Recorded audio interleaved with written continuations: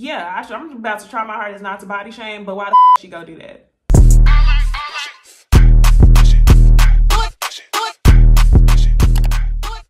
Hey y'all, it's NeceyDixon. Welcome back to my YouTube channel. Tonight we're reviewing Real Housewives of Atlanta season 14? Y'all, 15? I don't know what season it is. I need to double check.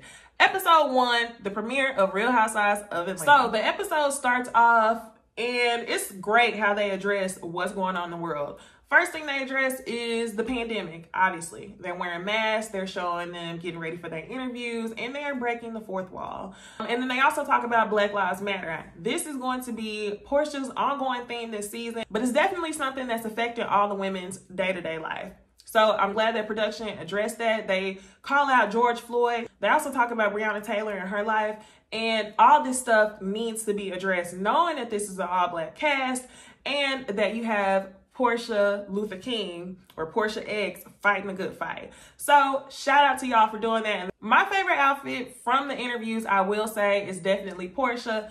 Porsha was giving me Riri vibes whenever she had like the entire blinged out outfit. It was really cute with her high ponytail, slick, bang. So yeah, Porsha, I love it. One thing I don't like this season is all the camera footage. I saw somebody tweet that Porsha definitely should get some filming credit, because if we're gonna see Porsha filming on her iPhone all season, she should have got some sort of bonus or some extra check, because ain't no reason for us just to be looking at iPhone footage of Porsha. Now, I do understand that Bravo didn't want to be at the protest. I think they saw it as like a concern. But if we're going to get all this iPhone footage, Porsha, I hope you secured a production credit. So the episode opens up and Porsha and Kandi are meeting outside for a picnic at Lake Bailey. Then Marlo shows up, and I could relate to Marlo all the way. Some of my friends call me the COVID warrior because I don't go out the house really unless I'm going to the grocery store. It was a long time where I was literally just placing online orders. Like, I was not doing anything. I am definitely a Marlo all the way. I'm measuring 6 feet. I'm taking temperature because we are not playing any games over here.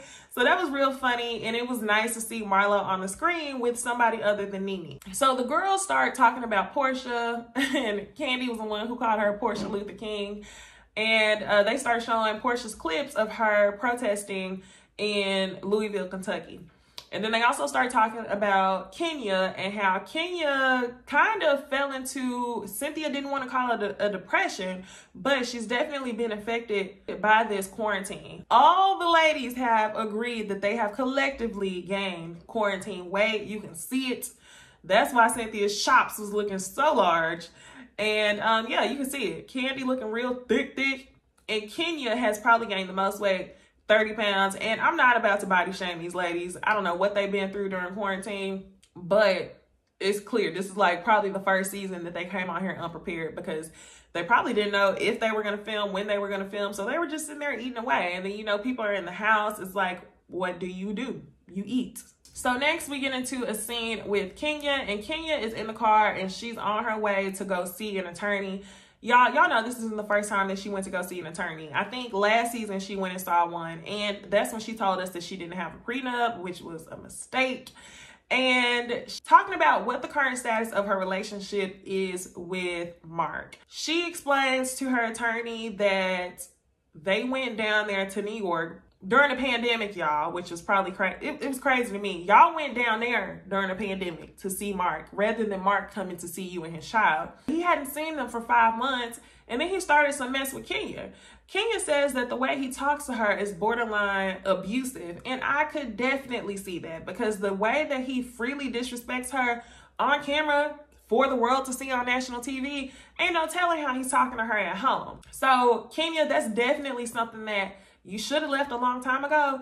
Unfortunately, y'all, I think recently Kenya has said that her and Mark are working on their relationship. Y'all comment below if I'm wrong, but as of today, current time, I think she's still with that man.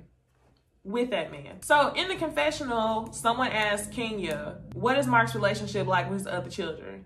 And Kenya says, I feel like that's a loaded question. I'm not going to answer that. So what that tells me is that Mark, I didn't even know Mark had other children. And Kenya's response tells me that Mark could potentially be some sort of a deadbeat. He's probably not involved in his children's lives. If you can go 5 months without seeing your toddler daughter, what are you doing? And then on top of that, you should be coming to see them, just like Kandi said. So next, y'all, her lawyer gives her the real. Like, they said, okay, we're good. We're done filming. And the lawyer's telling her, like, hey, you got to soldier up. Like, you got to get that fight back in you, because she seems so down. And immediately, I was like, damn, I know I'm about to feel some sympathy for Kenya this season. Now, that might change, y'all, because I know she's going to show her ass like she always does.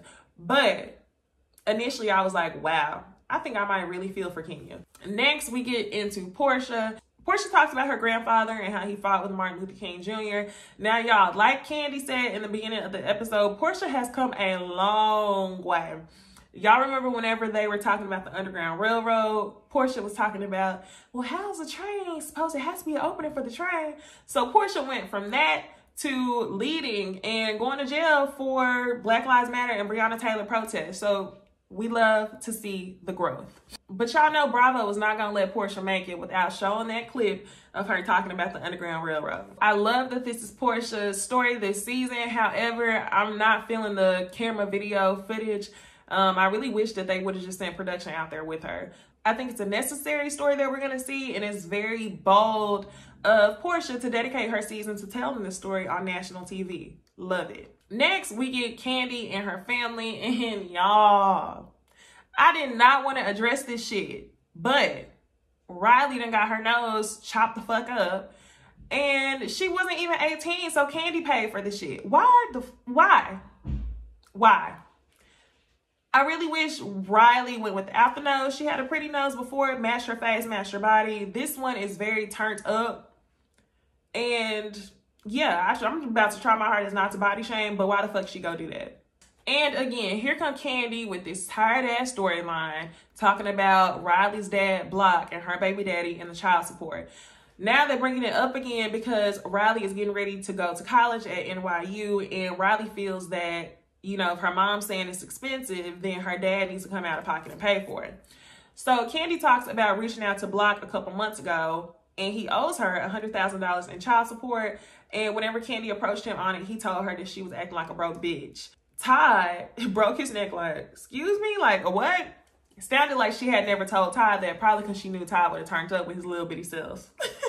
So for Kandi, I think that's the storyline we get this season, is Riley and her dad. Riley also mentions that really at this point, she feels like a relationship with her dad is unnecessary. And yeah, you 18 years old. I feel like you get to a point to where if that parent has never been in your life, it would just be very weird and forced to have them be in their life. But Riley does want them coins, and I don't blame you for that. However, I don't want to see you and your mama talking about it for a whole nother season on Real Housewives of Atlanta. Next, Kandi and Cynthia show up at Kenya's house, and Kenya is showing them construction for a pool that she's getting out of spite because Mark doesn't like a pool. And y'all, Mark don't live with her. Mark does not live there. Mark is not worried if you get a pool. He is just controlling. Girl, I really need you to see that this is not where you should be at. And Cynthia and Kandi were on the same page.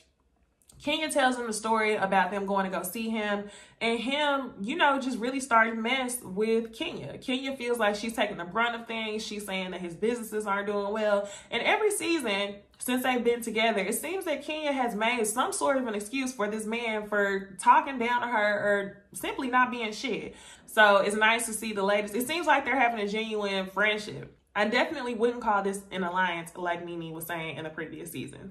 Next, we get Cynthia and Mike. They're both working at Lake Bailey. Cynthia has her assistant there, and Mike is working on releasing his book. Everything seems to be getting along. They have been getting along really well during quarantine season, and Cynthia knows in her heart that if they can make it through quarantine, they can make it into marriage. However, they sit down and have a conversation about whether they will have a big wedding on 10-10-20, or if they'll just have a small wedding, because y'all know the state of the world is COVID, and there was actually an executive order put out where you could not have large gatherings. So Cynthia, on one hand, wants to have a huge wedding, and y'all, she just want to do that because, honestly, y'all, I think it's because it's on TV. Like, I think it's because it's on TV. But I also kind of feel her where she's saying she wants to make up for her wedding before with Peter, where the wedding wasn't really good and they didn't really have money. So she wants this to be her fairy tale. And Mike is saying, well, are you trying to have a wedding or are you trying to have a marriage? And Cynthia doesn't want to answer the question. If I had to choose who was right in this situation, I'm like Mike. Go ahead and get married and have a ceremony at a later date. But Cynthia, the whole reason why she was being thirsty last season is because I think she saw herself actually having a fairy tale with Mike. So I guess it can go both ways. Me personally, have a small wedding now, or get married at the courthouse now, have a big wedding later on. But y'all know she a celebrity, so she don't want to like halfway do things. Now at the end of the episode, Porsha is arrested and released. And production asked her, well, what did you learn from this situation? And she says, I'm gonna do it again. So this season we got Porsha Luther King, we got Kandi talking about her tired ass baby daddy, we got Kenya talking as if she's gonna get a divorce. I hope she does. I hope you find the strength. And I feel like I might feel some sympathy for her this season. We get Cynthia planning a wedding, and tonight we have no new girls. So next episode, I believe that Drew will get introduced to the group by Cynthia, because Drew is living in LA, or she was living in LA before she was filming Real Housewives of Atlanta. So y'all, that's all we got for tonight. I think it was a real nice introduction to what all these ladies' storylines are going to be and what we can expect this season. However, I'm still super excited to see the new girls pop up on the scene. And I also want to see Tanya Sam. So y'all tell me what y'all think about tonight's episode, episode 1. Are y'all here for the storylines, or are y'all tired of Kandi's baby daddy storyline like me? With that being said, that's all I have for y'all. Be sure to like, comment, and subscribe so you don't miss another video. We are reviewing all season long, and I will see y'all in the next video. Bye. 48 hurt. 48 hurt. 48 hurt.